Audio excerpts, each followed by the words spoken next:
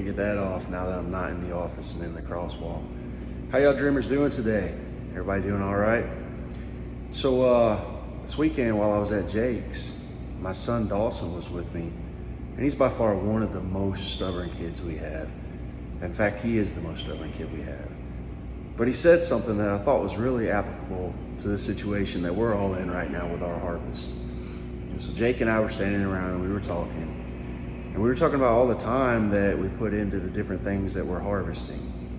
And I told him, I said, yeah, man, I said, I really got to thinking about it. And I said, it takes me about 8 hours between driving over, cutting the tree up, bringing the tree home, splitting the tree, and stacking it to do the rick of wood.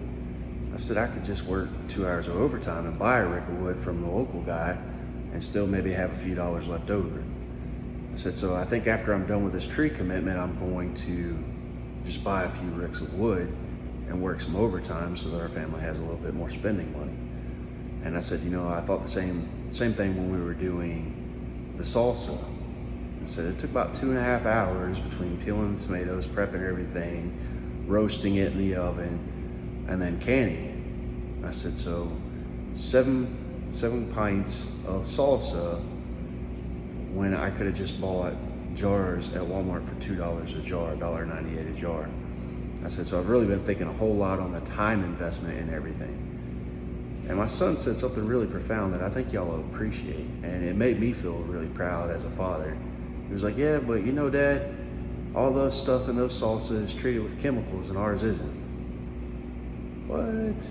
Dude's been listening. So he reminded me of something that I like to focus on, but had not focused on because I was thinking more along the lines of how many hours I've been tying up trying to get stuff preserved ready for winter.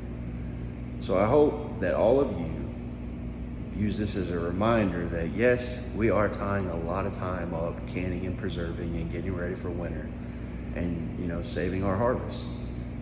But even though we can buy it cheaper at the store, it's not necessarily better for us. So I was pretty proud of my boy for that point, and I feel like that was a fatherly win for me because the most stubborn kid in the house paid attention to that. Till next time, y'all, keep dreaming.